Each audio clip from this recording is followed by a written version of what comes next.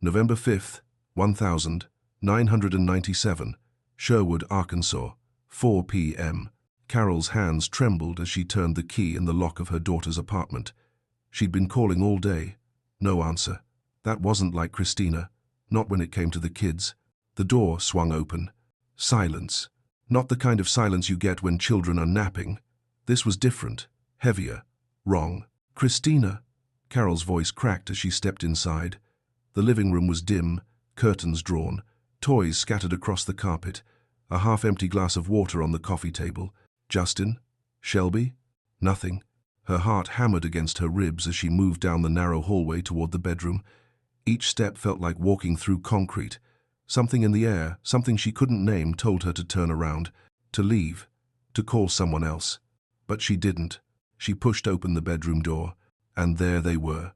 Two small bodies, tucked into bed like they were sleeping. Peaceful, still, too still. Carol's scream shattered the silence. But this story, this nightmare, didn't start in that bedroom. It didn't start with a grandmother's horror or a 911 call or the sirens that would soon fill the parking lot outside that small Arkansas apartment. It started weeks earlier, with a young mother, a nurse, a woman who believed she was out of options, a woman who thought the only way to save her children was to take their lives. Before we dive in, hit that subscribe button. You won't want to miss how this unfolds. Because what you're about to hear isn't just a true crime story. It's a case that will make you question everything you think you know about justice, mental illness, and what happens when the system fails the people who need it most. Now, let me tell you about Christina Riggs, a 6-year-old single mother, a licensed practical nurse who spent her days saving lives at Arkansas Heart Hospital, a woman who survived childhood trauma, an abusive marriage, and the crushing weight of raising 2 young children alone. And on November 4th, 1997, just one day before Carol walked into that apartment, Christina made a decision that would shock a community, divide a courtroom, and end with her becoming the first woman executed in Arkansas in over 150 years. This is the story of what happened that night, the confession that came after, the trial that followed, and the execution that left everyone asking the same question. Was this justice, or was it something else entirely? Let's go back to where it all began. Christina Marie Riggs was born in Lawton, Oklahoma, a military town where the sound of artillery fire from Fort Sill echoed across flat plains, and families moved in and out like the wind. It was the kind of place where people knew how to keep secrets, and Christina's childhood was full of them. She didn't talk much about what happened to her growing up, not to friends, not to co-workers, not even to the men she'd later try to build a life with. But the scars were there, deep, invisible to most people, but carved into every decision she'd make for the rest of her life. Christina was sexually abused as a child. The details of who did it, how long it lasted, or whether anyone ever stopped it, those pieces remain locked away in court records and psychiatric evaluations. What we do know is this: by the time Christina hit her teenage years, she was already carrying trauma that most adults couldn't handle. And at 16 years old, she got pregnant. 16. Still a kid herself, still trying to figure out who she was, what she wanted, how to survive in a world that had already hurt her in ways she couldn't explain. She gave birth to that baby. And then she gave the child up for adoption. Imagine that for a second. Imagine being 16, carrying a baby for 9 months, feeling every kick, every movement, and then handing that life over to someone else because you know deep down you can't give them what they need. That kind of loss doesn't just go away, it sits with you. It whispers in the quiet moments. It makes you wonder if you'll ever be enough. But Christina didn't give up. She finished school. She enrolled in nursing courses. She studied hard, passed her exams, and became a licensed practical nurse. For someone who'd been through what she had, that was no small feat. Nursing wasn't just a job for Christina, it was a purpose, a way to help people, a way to prove that despite everything, she could still do something good in this world. She worked at hospitals across Oklahoma and eventually Arkansas. She was known as dependable, compassionate, the kind of nurse who'd stay late if a patient needed her, the kind who'd hold someone's hand when they were scared. She was a healer, and for a while, it seemed like maybe, just maybe, Christina was going to be okay. Then she met John Riggs. John was the kind of guy who seemed stable, solid, the kind of man who could offer Christina something she'd been searching for her entire life: a family, a fresh start, a chance to build the life she'd always wanted. They got married, and soon after, Christina got pregnant again. This time, she wasn't giving the baby away. This time, she was going to be a mother, a real mother, the kind who packed lunches and read bedtime stories and made sure her kids knew they were loved. In 1992, she gave birth to a son, Justin. He was beautiful, bright-eyed, full of energy. But as Justin grew, it became clear that he wasn't like other kids. He was hyperactive, impulsive. He had trouble sitting still, trouble focusing, trouble controlling his emotions. Doctors diagnosed him with ADHD, and suddenly, being a mother became a lot harder than Christina had imagined. Justin needed constant attention, constant supervision. He'd throw tantrums that lasted hours. He'd run off in stores. He'd wake up in the middle of the night screaming. And no matter what Christina did, no matter how much she loved him, it never felt like enough. Then, in 1995, Christina had another baby, a daughter, Shelby Alexis. Shelby was different from Justin, calmer, quieter. She had her mother's eyes and a smile that could light up a room. Christina adored her, but by the time Shelby was born, the cracks in Christina's marriage were already showing. John Riggs wasn't the man Christina thought he was. Or maybe he was, and the stress of raising a child with ADHD had changed him. Either way, things got bad, fast. Christina later claimed that John was abusive, not to her, but to Justin. She said he was too rough with the boy, too harsh, that he didn't understand Justin's condition and took his frustration out on a child who couldn't help the way his brain worked. In 1995, Christina filed for divorce. She packed up her 2 kids, left John, and moved into a small apartment in Sherwood, Arkansas, a quiet suburb just outside Little Rock. It was a fresh start, a chance to finally be the mother she wanted to be. But fresh starts cost money, and Christina didn't have much of it. She was working night shifts at Arkansas Heart Hospital, trying to make ends meet. But daycare was expensive, rent was expensive, groceries, utilities, gas, it all added up. And every month, Christina fell a little further behind. She was exhausted, physically, emotionally, mentally. She'd come home from a 12-hour shift at the hospital, and Justin would be bouncing off the walls. Shelby would be crying. The bills would be piled on the counter. And Christina would sit on the edge of her bed, staring at the wall, wondering how much longer she could keep this up. Her depression, something she'd battled since childhood, started to spiral. She felt worthless, unwanted, like a failure. She tried dating, tried finding someone who could help her carry the weight, but every relationship ended the same way. The men would leave. They'd say she had too much baggage, that her kids were too much to handle, that she was too much. And every time someone walked away, it confirmed what Christina had believed about herself since she was a little girl. Nobody wants me. By the fall of 1997, Christina was drowning. She wasn't sleeping. She wasn't eating. She was going through the motions at work, but inside, she was falling apart. She started having dark thoughts, thoughts about ending it all, thoughts about what would happen to Justin and Shelby if she was gone. And that's when the twisted logic started to take hold. If I kill myself, who's going to take care of them? John? He was abusive. Her mother? Carol was older, already raising Christina's younger siblings. Foster care? They'd be separated. Strangers would raise them. They'd grow up wondering why their mother abandoned them.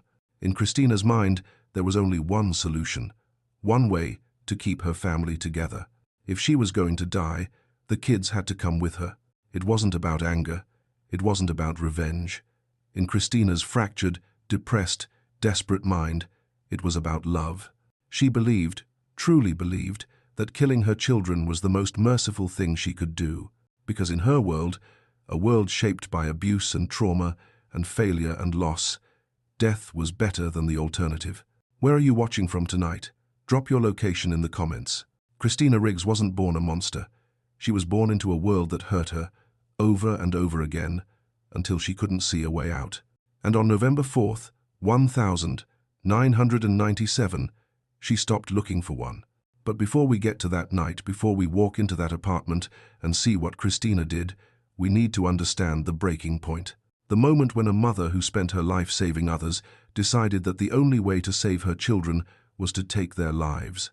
Because what happened next wasn't spontaneous. It wasn't a snap decision made in a moment of rage. It was planned, calculated, and it started with a trip to the medication room at Arkansas Heart Hospital.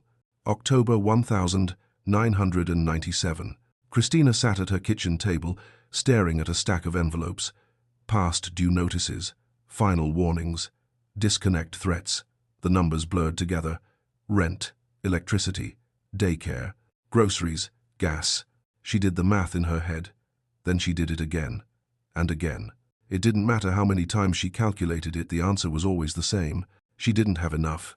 She was working full-time at Arkansas Heart Hospital, pulling night shifts that left her hollow-eyed and shaking from exhaustion. But it wasn't enough. It was never enough. And Justin, sweet, wild, impossible.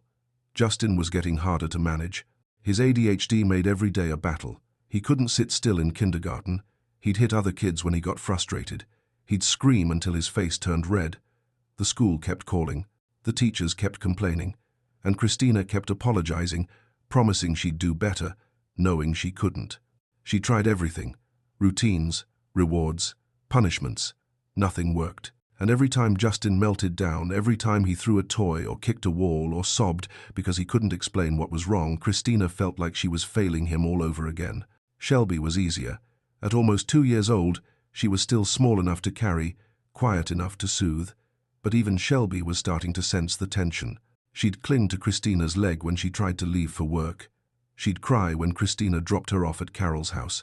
And Christina would drive to the hospital with tears streaming down her face, wondering how much longer she could keep pretending everything was fine. Because it wasn't fine. She was isolated, alone. The few friends she had didn't understand what it was like to raise 2 kids by yourself. The men she dated didn't stick around long enough to find out. She'd lie awake at night, staring at the ceiling, listening to Justin toss and turn in the next room, and the same thought would loop through her mind like a broken record. Nobody wants me. Nobody wants my kids. And if something happened to her, if she finally gave in to the darkness that had been pulling at her since childhood, what would happen to Justin and Shelby? John would get custody. The man she'd divorced because she believed he was hurting Justin. The man who didn't understand ADHD, who saw Justin's behavior as defiance instead of disability. Or maybe her mother would take them. Carol was already stretched thin, raising Christina's younger siblings, working her own job, trying to hold her own life together.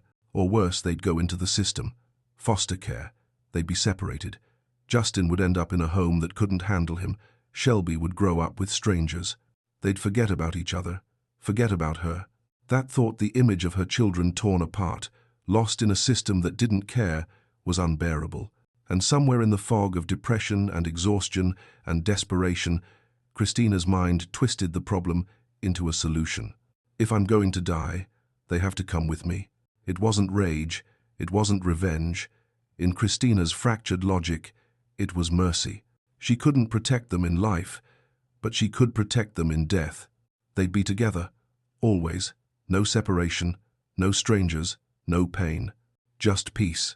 It was the kind of thinking that only makes sense when you're drowning, when every option looks like failure, when the only way out seems to be the one that ends everything. But Christina's breaking point didn't come out of nowhere. It had been building for years, and one event, one tragedy she'd witnessed as a nurse, had left a mark she couldn't shake. April 19, 1995, Oklahoma City. Christina had been working as a nurse in Oklahoma when the Alfred P. Murrah Federal Building was bombed. 168 people died that day.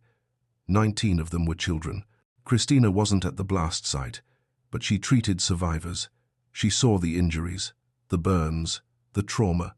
She heard the stories of parents searching for their kids in the rubble. She watched people die, and something inside her broke.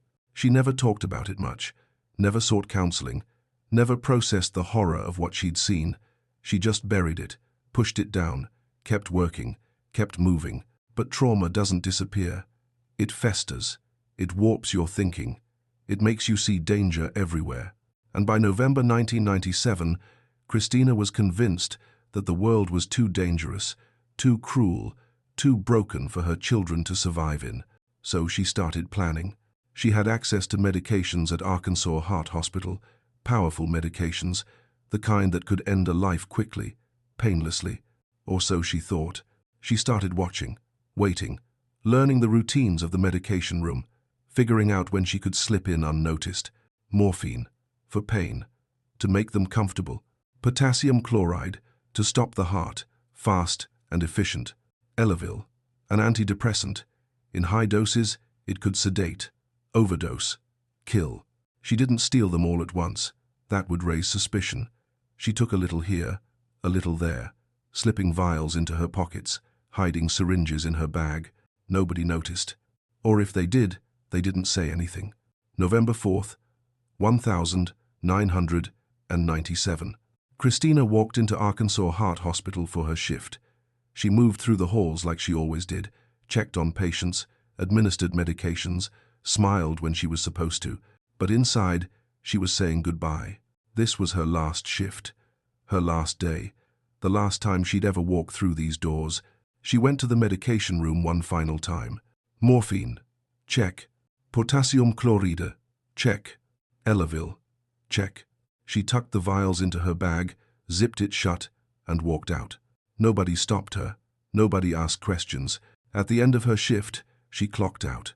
She walked to her car. She sat behind the wheel for a long moment, staring at the hospital entrance. And then she drove to her mother's house to pick up Justin and Shelby. "What time is it where you are? Let me know below."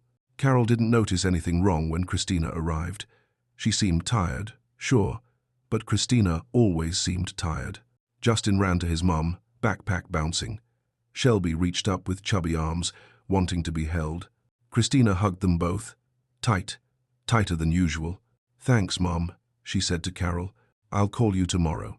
But she wouldn't, because tomorrow Carol would be the one making the call. To 911, screaming into the phone that her grandchildren were dead and her daughter was dying. Christina buckled the kids into the car. Justin chattered about his day. Shelby babbled nonsense words, kicking her little feet. Christina drove them home to the small apartment in Sherwood. She fed them dinner, she gave them baths, she read them stories. And around 10 p.m., when the apartment was quiet and the world outside had gone dark, Christina reached into her bag and pulled out the medications she'd stolen. She told Justin and Shelby she had candy for them. Special candy. They didn't know any better. They trusted her, and they swallowed the pills.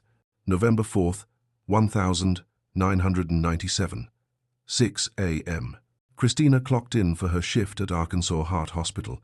She moved through the sterile hallways with practiced efficiency, checked vitals, updated charts, administered medications, smiled at patients who were scared, held hands with families who were grieving. She was good at her job. She always had been. But that morning, every action felt like a rehearsal for goodbye. She knew this was the last time she'd walk these floors, the last time she'd wear her scrubs, the last time she'd be Nurse Riggs, the woman who saved lives. By tonight, she'd be something else entirely. Around mid-shift, she made her way to the medication room. Her heart pounded as she glanced over her shoulder. The hallway was empty. She slipped inside. Her hands moved quickly, methodically. Morphine sulfate, 2 vials. Potassium chloride, 1 vial. Elavil, several tablets. She tucked them into her bag, buried beneath her wallet and keys where no one would see.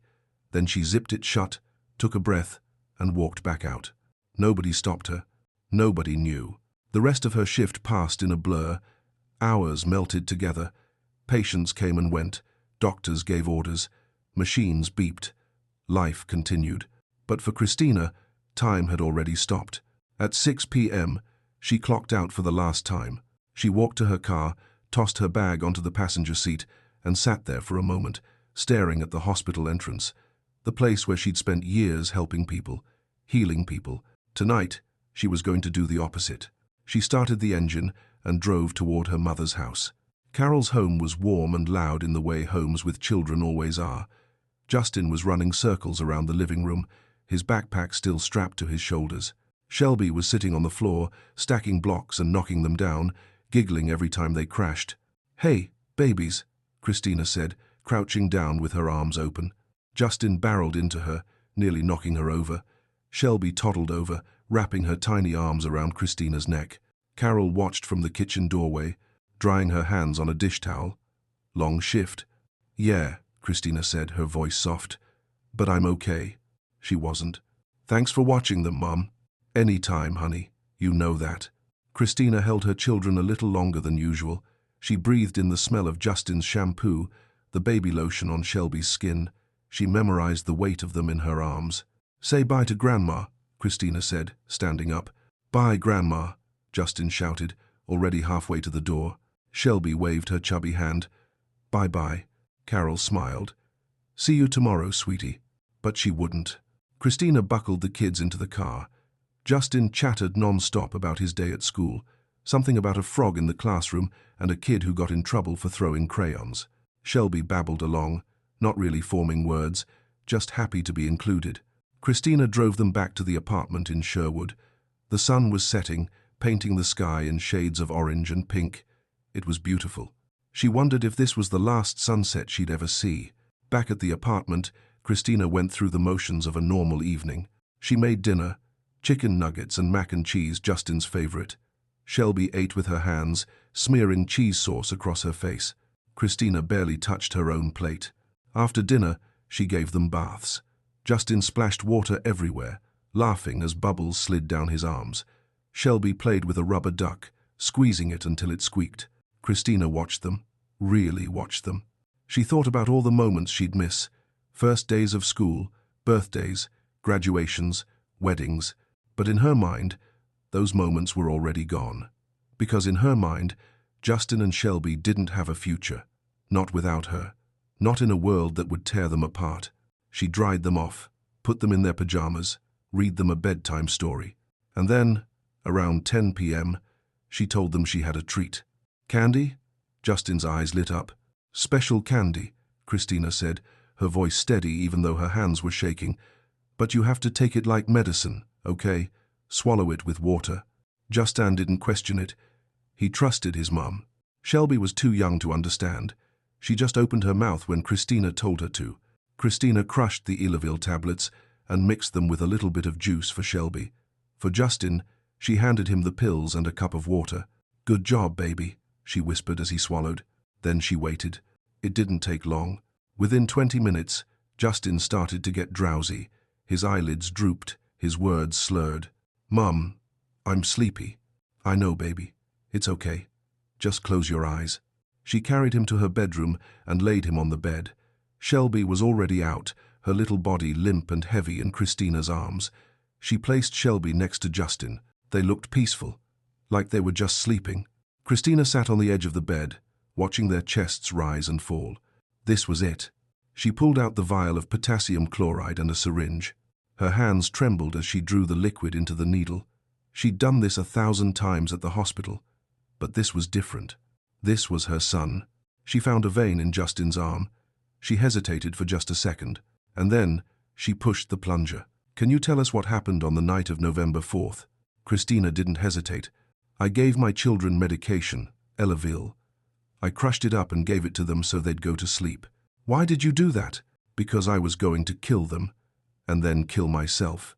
The words hung in the air, like smoke. The detective continued, his voice steady. What happened after you gave them the medication?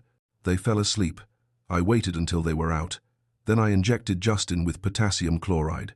Where did you get the potassium chloride? From the hospital. Arkansas Heart Hospital. I took it from the medication room.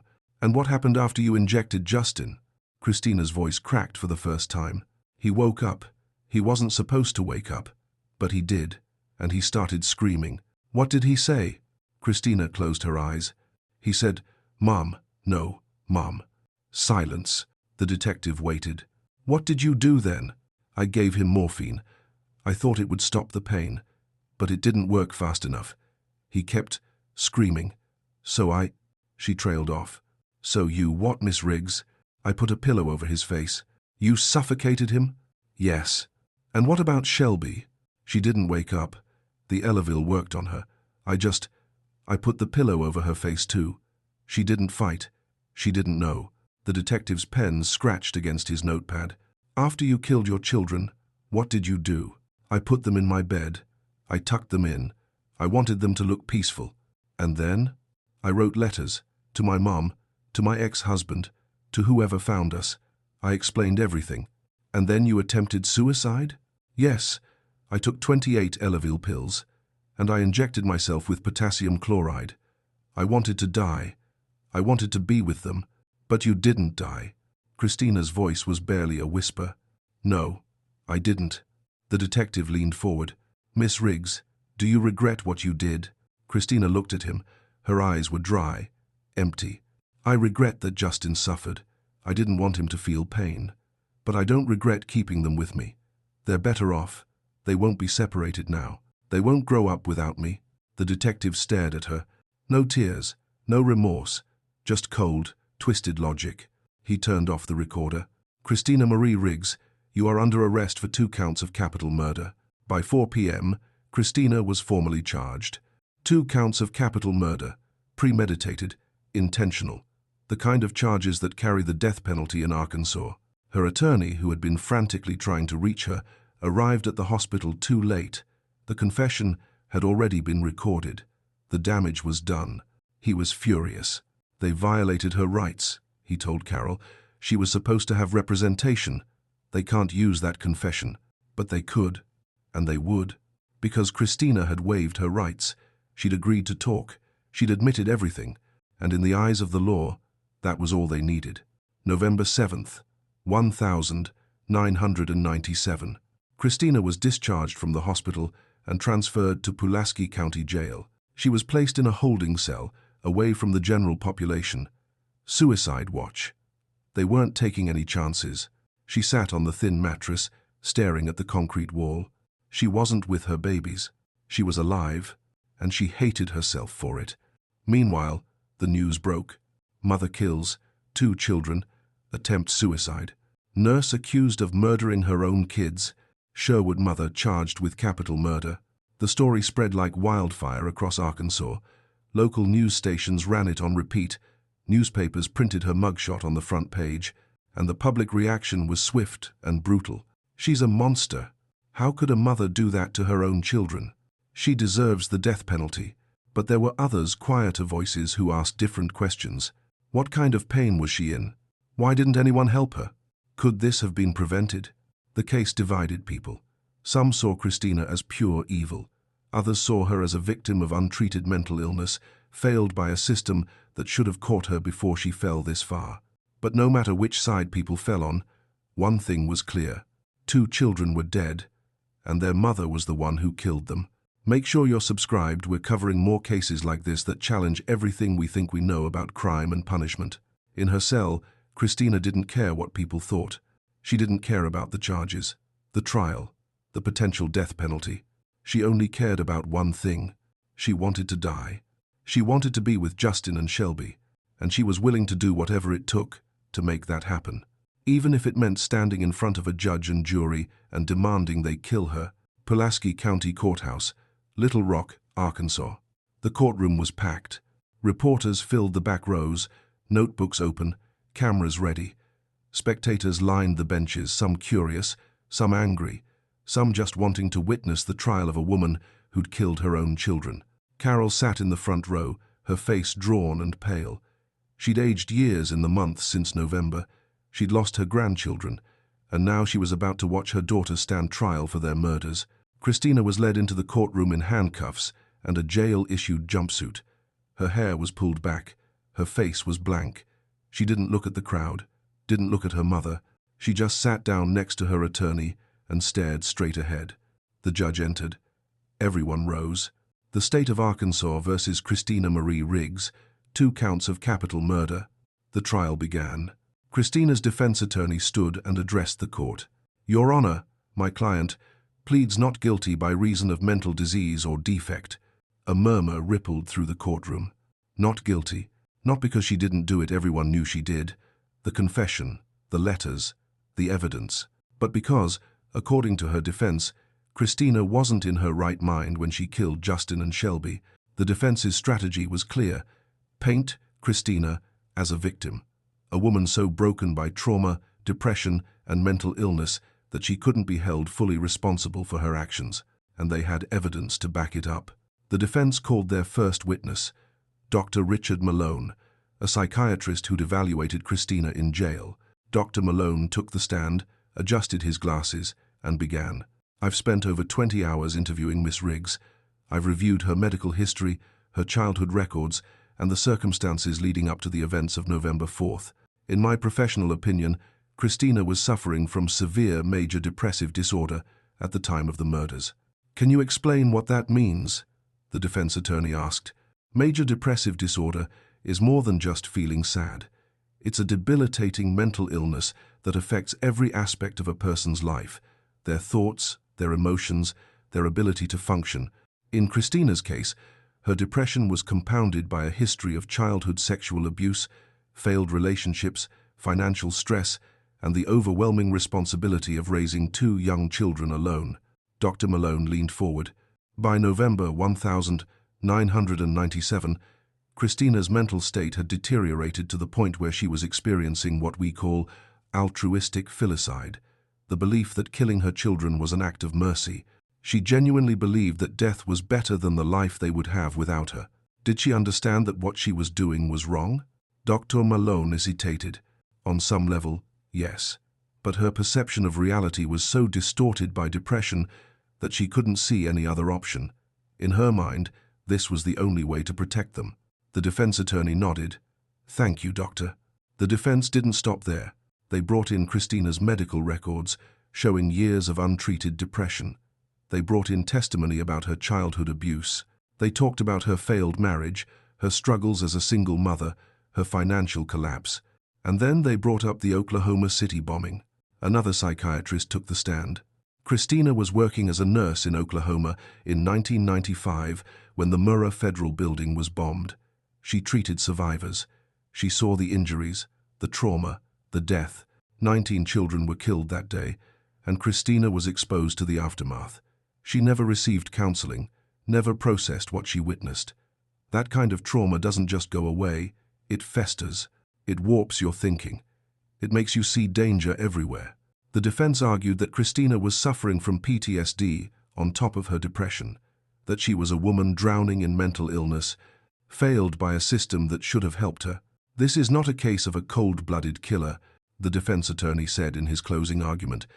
"This is a case of a woman who was so sick, so broken, that she couldn't see a way out. She needs treatment, not execution." But the prosecution saw it differently. The lead prosecutor stood, his voice sharp and unwavering. "Ladies and gentlemen of the jury, do not be fooled. Christina Riggs is not a victim. She is a murderer, a woman who saw her children as burdens and decided to get rid of them in the most horrific way possible." He paced in front of the jury box. "The defense wants you to believe that Christina was so depressed, so mentally ill, that she didn't know what she was doing. But let me remind you of the facts." He held up a finger.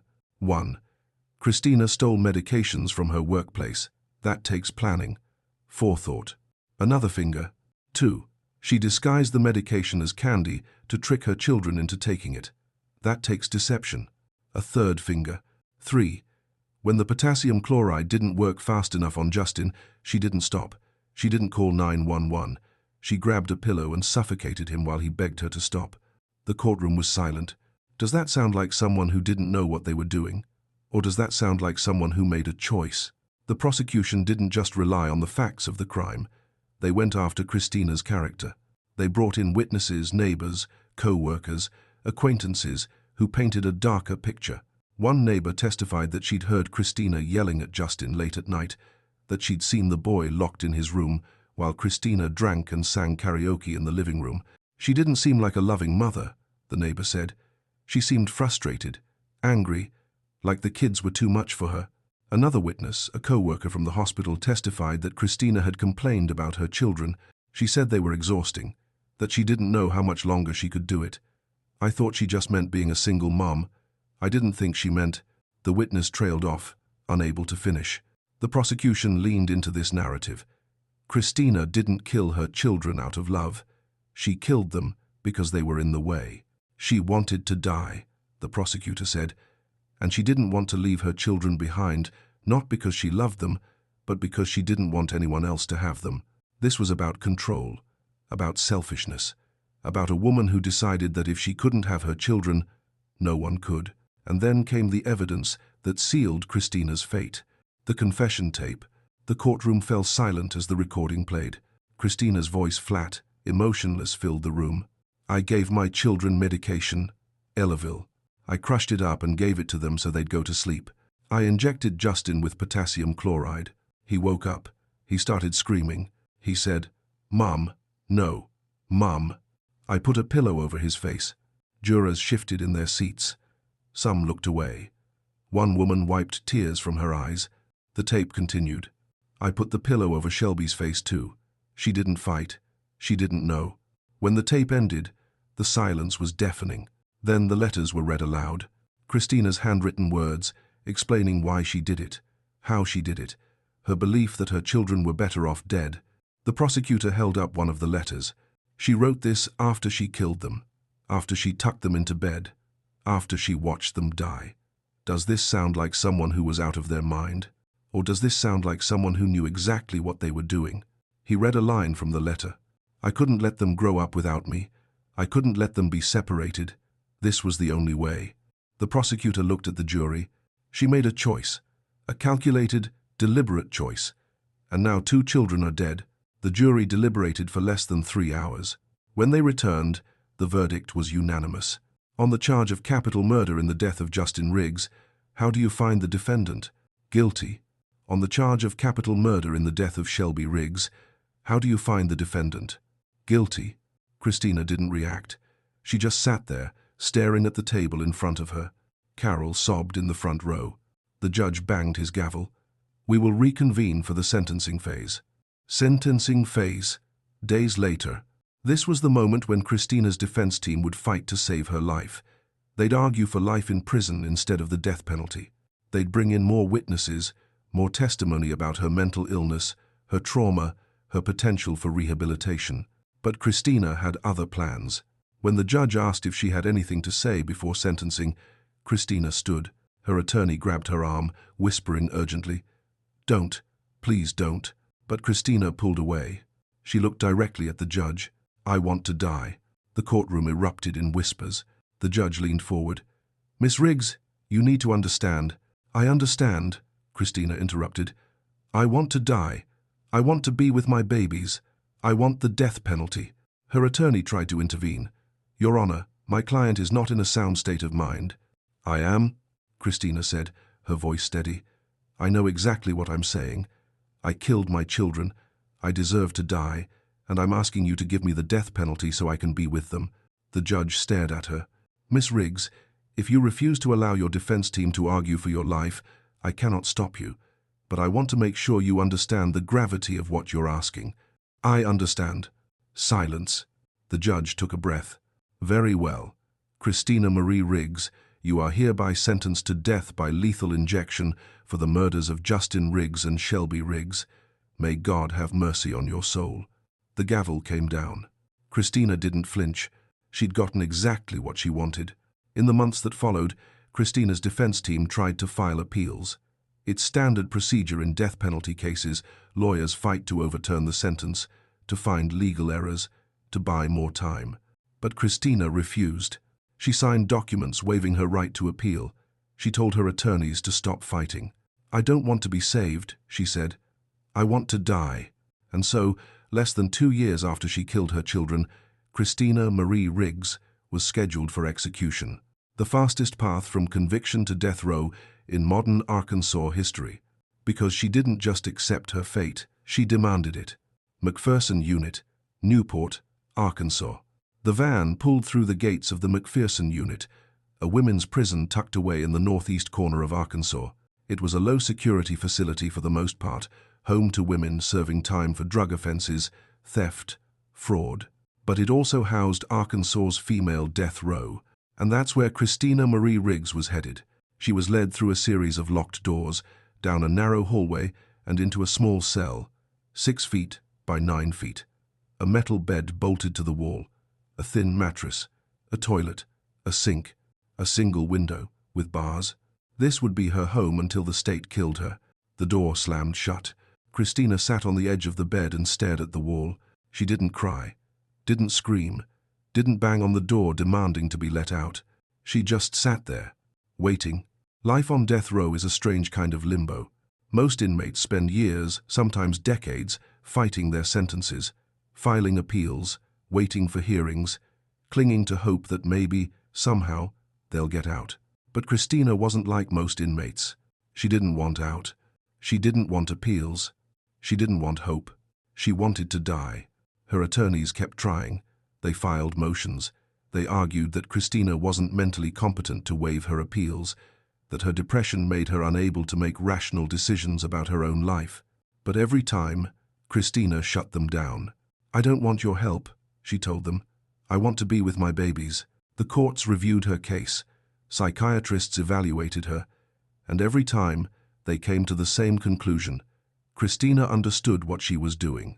She understood that waiving her appeals meant she would be executed, and she wanted it anyway. So the appeals stopped.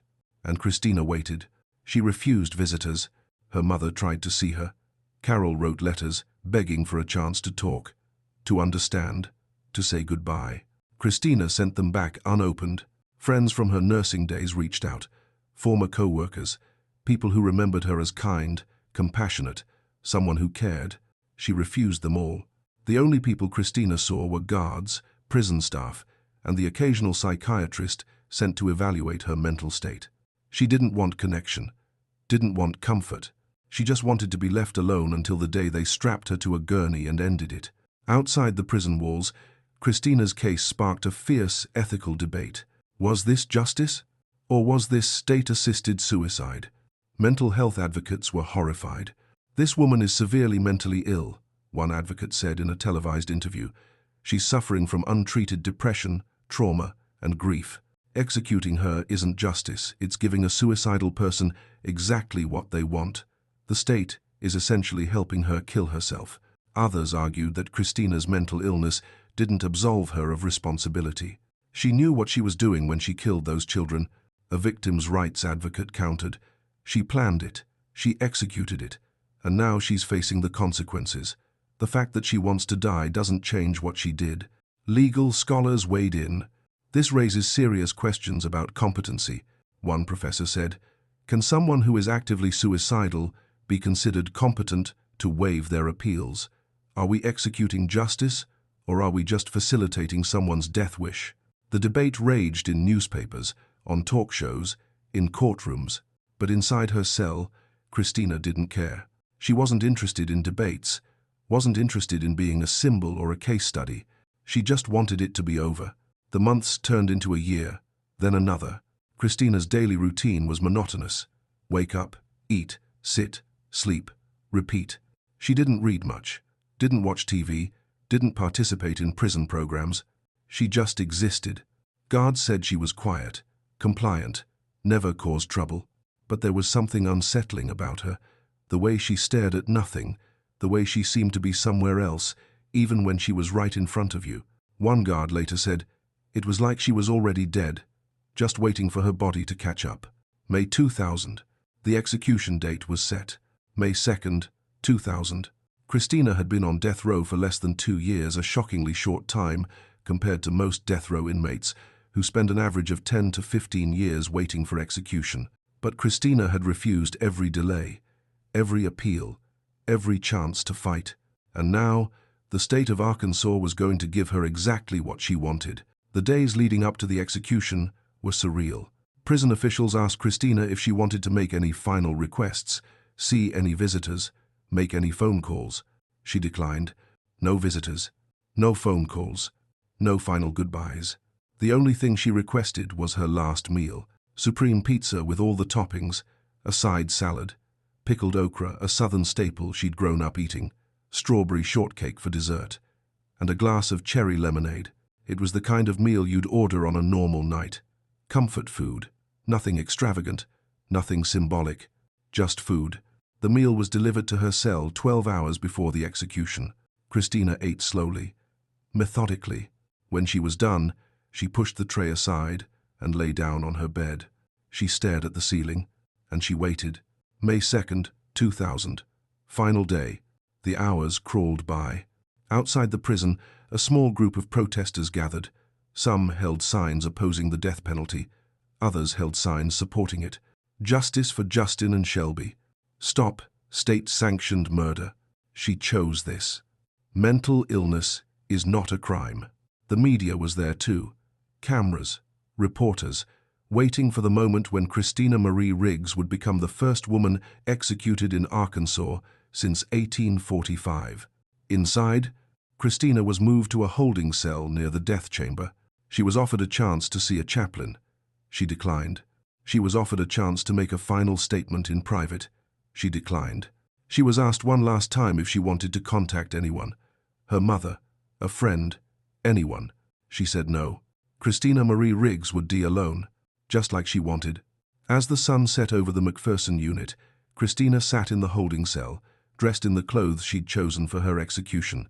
Plain, simple. She didn't cry, didn't pray, didn't beg for more time. She just sat there, hands folded in her lap, waiting for the guards to come get her. At 8:30 p.m., the door opened. "It's time," one of the guards said quietly. Christina stood, and she walked toward the death chamber. Toward the end she'd been waiting for, since the night she killed her children. Toward the moment she believed, truly believed, would reunite her with Justin and Shelby. She didn't know if there was an afterlife, didn't know if she'd actually see them again, but she was about to find out. May 2nd, 2000, 8:40 p.m., Cummins Unit, Grady, Arkansas. Christina was transferred from the McPherson Unit to the Cummins Unit earlier that day. The Cummins Unit housed Arkansas's execution chamber, a small clinical room where the state carried out its death sentences. The room was sterile, white walls, bright fluorescent lights, a gurney in the center with leather straps hanging from the sides, medical equipment lined up on a metal tray, an IV stand, syringes filled with chemicals designed to stop a human heart. On the other side of a large window, witnesses were gathering, prison officials, media representatives, a few members of law enforcement. Carol wasn't there. She couldn't bring herself to watch. Christina's ex-husband wasn't there either. No one came to witness for Christina. No family, no friends. The only people in that room who knew her name were the ones preparing to kill her. At 8:40 p.m., the door to the death chamber opened. Christina was led inside by two guards. She was wearing a plain prison-issued outfit, gray pants, a gray shirt. Her hair was pulled back. Her face was pale but calm. She didn't resist, didn't cry, didn't beg. She walked to the gurney and lay down without being told. The guards began strapping her in. Leather restraints across her chest, her waist, her arms, her legs, tight enough that she couldn't move, couldn't fight, not that she would. Christina stared up at the ceiling, her breathing slow and steady. She'd been waiting for this moment for 2.5 years, and now it was finally here. The execution team, medical professionals, trained to carry out lethal injections, approached with the IV equipment. This was supposed to be the easy part. Insert the IV line, administer the drugs, done. But it wasn't easy. One of the team members knelt beside the gurney and examined Christina's arms, searching for a suitable vein. Her veins were small, difficult to access. The first attempt failed. The needle went in, but the vein collapsed. Christina flinched slightly but said nothing. They tried again. Another failure. Minutes passed. 5 minutes. 10 minutes. 15 minutes. The execution team struggled, poking and prodding, trying to find a vein that would hold. Christina remained conscious the entire time, awake, aware, feeling every failed attempt. But she didn't complain, didn't cry out, didn't ask them to stop. She just lay there, silent, waiting. Some of the witnesses shifted uncomfortably. This wasn't supposed to take this long. Executions were supposed to be quick, clinical, humane. But there was nothing humane about watching someone get stuck with needles over and over while strapped to a gurney, waiting to die. Finally, after nearly 15 minutes, the team found a vein that worked. The IV line was established, secured, ready. Christina let out a slow breath. It was almost over. The warden stepped forward and stood near the gurney. "Miss Riggs, you have the opportunity to make a final statement. Do you wish to do so?" Christina turned her head slightly, looking toward the window where the witnesses sat. She couldn't see them clearly through the glare of the lights, but she knew they were there. She took a breath, and then she spoke. Her voice was quiet but steady. "There are no words to express how sorry I am for taking the lives of my babies." She paused, her throat tightening. "There's no way to make up for or erase the pain I've caused to everyone who knew and loved them." Another pause. "Now I can be with my babies, just as I always intended." Her voice cracked. "I love you, my babies." And then she closed her eyes. The warden nodded to the execution team. The process began. Lethal injection in Arkansas, and most states that use it, follows a 3-drug protocol. First, sodium thiopental, a barbiturate that induces unconsciousness. The person is supposed to fall asleep within seconds, unaware of what comes next. Second, pancuronium bromide, a paralytic that stops all muscle movement, including breathing. Third, potassium chloride, the same drug Christina had used on her son. It stops the heart. The first drug was administered at 9:10 p.m. Christina's eyes were already closed. Within seconds, her body went limp. Her breathing slowed. She was unconscious. The witnesses watched in silence. Some looked away. Others stared, unable to tear their eyes from the scene. The second drug was administered. Christina's chest stopped rising and falling. Her body was completely still now, held in place by the restraints and the paralytic coursing through her veins. Then came the potassium chloride, the same chemical that had caused Justin to wake up screaming, the same chemical that had burned through his veins like fire. But Christina didn't feel it. She was already gone. Her heart slowed, stuttered, stopped. At 9:28 p.m., a doctor stepped forward, checked for a pulse, and nodded to the warden. Time of death, 9:28 p.m. Christina Marie Riggs was dead. She was 28 years old. The witnesses were escorted out of the room. Some looked shaken, others looked relieved. One reporter would later write, "There was no drama, no last-minute appeals, no fighting." Christina Riggs went to her death the same way she'd spent the last 2 years, quietly, calmly, waiting to be with her children. Outside the prison, the protesters had dwindled. A few remained, holding candles in the dark. One sign read, "She wanted to die. Is that justice?" Another read, "Rest in peace, Justin and Shelby." Christina's body was removed from the gurney and taken to the prison morgue. There was no funeral, no memorial service. Carol couldn't bring herself to plan one. How do you mourn a daughter who killed your grandchildren? How do you grieve someone who chose to die? Christina was cremated. Her ashes were never claimed. She'd wanted to be with her babies. But Justin and Shelby had been buried years earlier in a small cemetery outside Little Rock. Christina's ashes were stored in a facility for unclaimed remains. She never made it to them. Not in life, not in death. The execution made headlines across the country. First woman executed in Arkansas since 1845. Mother who killed her children dies by lethal injection. Youngest woman executed in modern U.S. history. Christina Marie Riggs became a statistic, a footnote in the history of capital punishment. But her case raised questions that didn't have easy answers. Was this justice, or was it something else? Did the state execute a murderer, or did they help a suicidal woman achieve her goal? Should someone who wants to die be allowed to waive their appeals? Or does that make the state complicit in their death wish? And what about mental illness? If Christina had received proper treatment, therapy, medication, support, would Justin and Shelby still be alive? Would Christina? There are no easy answers, only the facts. On November 4th, 1997, Christina Marie Riggs killed her 2 children and tried to kill herself. On May 2nd, 2000, the state of Arkansas finished what she started, and 2 young lives, Justin, 5, and Shelby, almost 2, were lost in a tragedy that never should have happened. The execution of Christina Marie Riggs didn't end the conversation. If anything, it started one. A conversation about mental illness, about motherhood, about justice, about whether the system failed Christina or whether Christina failed herself. Because this case wasn't just about a woman who killed her children. It was about everything that led up to that moment and everything that came after. Mental illness in the justice system. Christina's case exposed a harsh reality. The criminal justice system is not equipped to handle severe mental illness. From the moment she was arrested, Christina exhibited clear signs of suicidal ideation and major depressive disorder. Psychiatrists who evaluated her confirmed it. Her history confirmed it. But the system didn't care. She was competent enough to stand trial, competent enough to waive her appeals, competent enough to be executed. The legal standard for competency is low. You don't have to be mentally healthy. You just have to understand what's happening to you. And Christina did. She understood she was going to die. She wanted to die. So the system let her. But mental health advocates argue that understanding and true competency are not the same thing.